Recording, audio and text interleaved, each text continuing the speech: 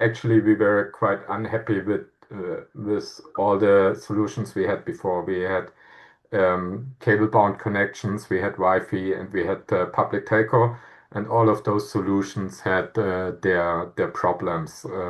So if you look on cable-bound solutions, they're really expensive to bring out cabling throughout the airport apron. If you look on the Wi-Fi network, it has you have a lot of troubles getting the coverage on an airport where a lot of moving parts are there. We have those underwing operations problems where you don't have Wi-Fi connections during the aircraft operations. And if you look on the public mobile telcos, you have limited bandwidth, and we experience a lot disturbances if there are incidents.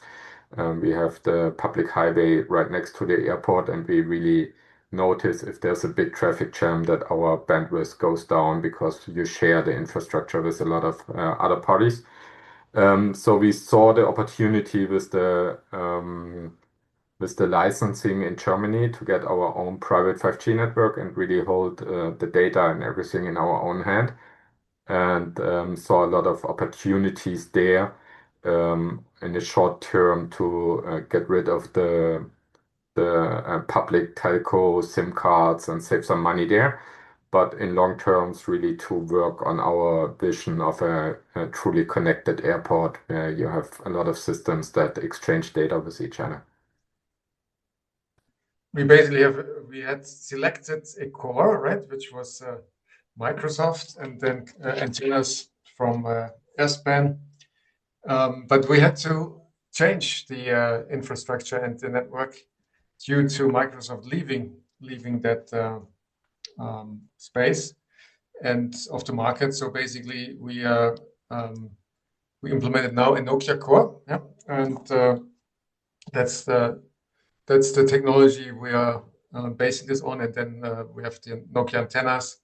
So, and there's also some Cisco in there, but basically it's very much now focusing on the Nokia network. Yeah. For us as Fraport, in the beginning, we thought about what operating model we want for our 5G network, and we decided that we want to really be in charge of our network. And from that operating model, we thought about with what kind of partner we can enable the network and build the network. And we saw three possibilities there. We had the public mobile network operators, but those try to bring their network to your airport and make a slicing in their network. We didn't want that because we wanted an independent network for our operations that is independent from our passenger networks. The second option was go with a hardware vendor, but we made the decision to be open-minded what the hardware is going to be, and we wanted to really discuss the Open RAN solutions with a partner. So the third option that suited us best was to choose a technology partner. And with NTT, we found a perfect match for us because NTT brought all this experience they have worldwide in building 5G networks and being a mobile network operator themselves in some countries, but still has a local dependencies close to Frankfurt. So we really had the perfect mix of international experience and local expertise in Frankfurt. So that was a good fit for us. So from NTT perspective, Fraport is really, you could say, at the heart of the economic powerhouse that Frankfurt is in Germany. And so for us, it was very important to really understand the needs of the client, to understand how we can help. And we have a very strong private 5G team in Germany, but also the experience globally. And that enabled us to, from a vendor neutral standpoint, to look what would best fit. As I said, we had to change the technology in the course of the program, right, of the project, because of changes in vendor strategy. But again, there we made sure we are really providing a trusted partnership, trusted relationship, and technology that you really can rely on. So for us, very important to understand and to listen, and then to make sure what we deliver meets Fraport requirements.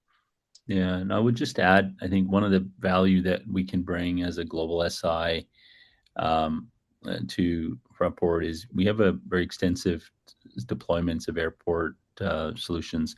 For example, in Japan, where we've worked with a local airport there to develop new use cases. Obviously, I think where as a global SI, we can bring a lot of new use cases and work with the Fraport team in terms of how do you get the ROI on the network. So I think, as an SI with our telecom experience capability, but also as SI bringing use cases and applications really to leverage the power of private 5G network, I think that's unique in the sense that we can help and ensure that we're meeting the needs of Fritz and his team. We're still in an early phase of our network deployment, so we can't finally say where all the improvement is coming from. But we wanted to start in 4 areas with our network. First area was innovation.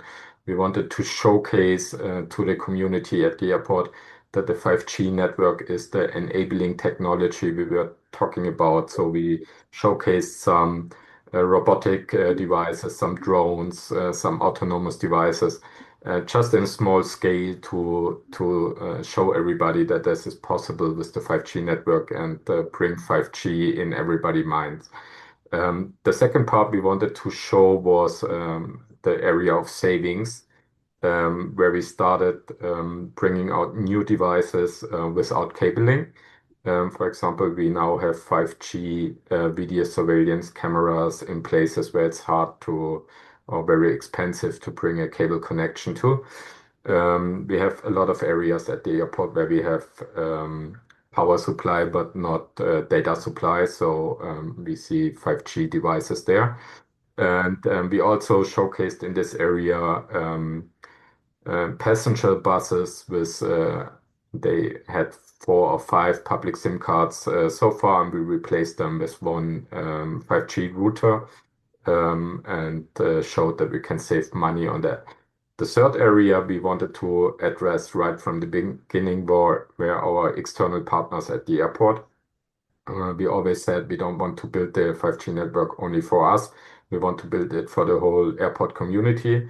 So we're working together with ground handlers, with airlines, and showing them the 5G network and bringing use cases to them.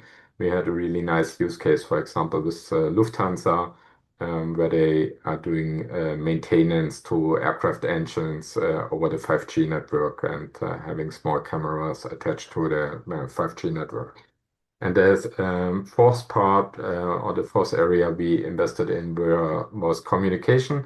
A lot of people we talk to regarding private 5G networks, they are always talking about data connections. We always wanted to talk about communication as well. And for us, we have a lot of radio systems at the airport, and the radio devices are really expensive. So we tested push-to-talk functionality on smart devices and connected that to our radio systems. And now people can seamlessly communicate between IP devices and radio devices. And that was a big use case for us as well. I mean, we thought a lot about in what cases we see 5G as the right technology, because we always have a technology mix, and 5G is not the only communication technology we have. So we have a LoRaWAN network for a lot of IoT devices that only have like a low bandwidth or low data volumes. And we have 5G, we have the Wi-Fi network, we have cable connected networks. And we thought about where do we see 5G and what use cases do we want to place in the 5G network. And the biggest potential we saw in everything that is moving around in vehicles, in robots, stuff like that. So all the autonomous devices that will be there in the future, we see the biggest potential there. because there you really need a good and stable network and very low latency to enable all the use cases that are possible there. And we decided to bring the 5G network to all the places where those vehicles and devices drive around. So we have covered the whole apron, all the big halls where vehicles drive into, and we have some tunnels that vehicles drive through at the airport as well. That is the scope of the 5G network. We decided not to provide it indoors at the moment because we have good Wi-Fi solutions for indoor communication, and we're fine with that at the moment. So the scope is really where those devices can drive around. In the end, obviously, just private 5G will not be enough, right? And for example, if you do autonomous driving and vehicles that move by themselves, you have to have the active and passive security. And you need to really not only have the fast latency, you have to be able to connect this to all the KI and edge solutions there. Real-time analytics, absolutely important to support what we do with private 5G. Yeah, and I think that's going to be ongoing too, Hima. Like that's truly is one of the benefits of the technology as we start getting into using AI, edge, and analytics. Obviously, working with the team at Fraport in terms of prioritizing those use cases and making sure they make sense. And that's going to be as we work through over the lifespan of the network. Anything from perimeter security and ongoing to predictive maintenance and all of these types of use cases that are going to come as Bernhard said, even self-driving autonomous vehicles. We're starting to see that in industry. Companies that are even having, self-driving wheelchairs and self-driving transport all the way to baggage carts that self-drive. So, there's going to be a lot of future services that are going to come in, and all the way to even process vision and making sure all the safety checks and all that stuff is happening. So I think the future is going to be definitely intertwined with AI and leveraging AI, and this enables us to do that. Yeah, and when I can add on that, maybe that in our vision, when we talk about the connected airport, we don't talk about really autonomous vehicles. We talk about connected vehicles because you have certain rules at the airport, and it's really hard to follow all the rules with autonomous devices. Because you need a lot of sensors and a lot of intelligence on those devices to check, for example, if a pushback process is going on with an aircraft.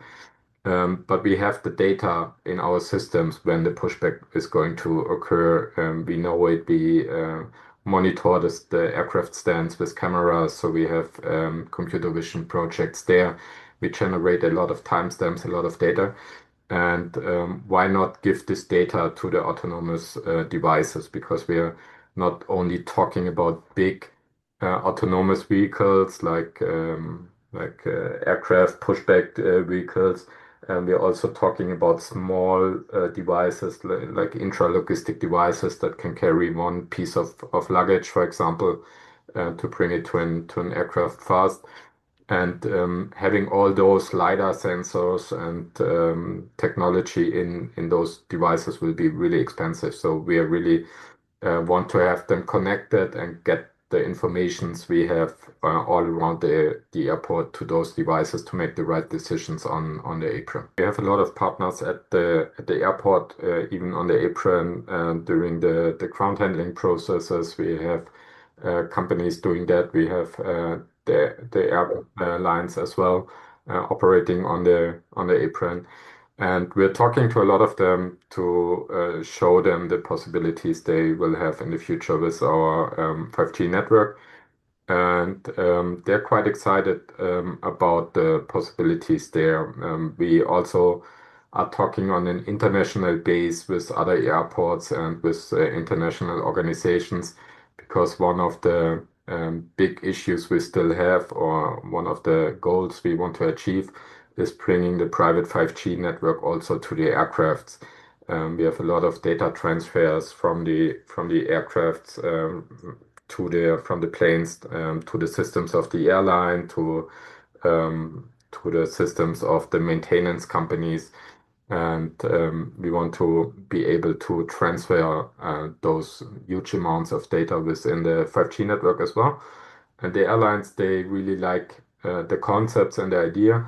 But for example, Lufthansa, they tell us it's nice to have a Fraport 5G SIM card in our aircraft, and we're able to do that in Frankfurt if we land there, start transferring data directly when we touch the runway. We can transfer that data until we take off. But it would be even better if we land in JFK in New York, if the SIM card that we put in from Fraport will work there as well.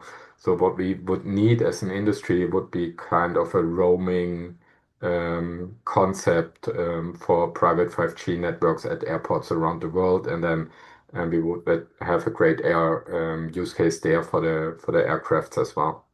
Maybe start. So we're seeing as part of a global organization. There's a ACI organization, Airport Council.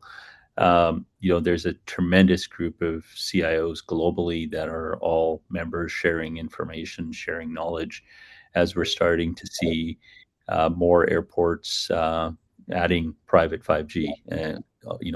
Lots of tenders happening, and I think this sort of global connectivity and seamless roaming between airports could be a very good solution. And we had actually worked on this. We actually got a global PLM and ID that NTT has. That could be something that could be used, and the SIMs could be, treated as a global. But obviously, that has to work with everybody. And so as the industry is going to evolve and more networks are being deployed, this ability, I think, is crucial.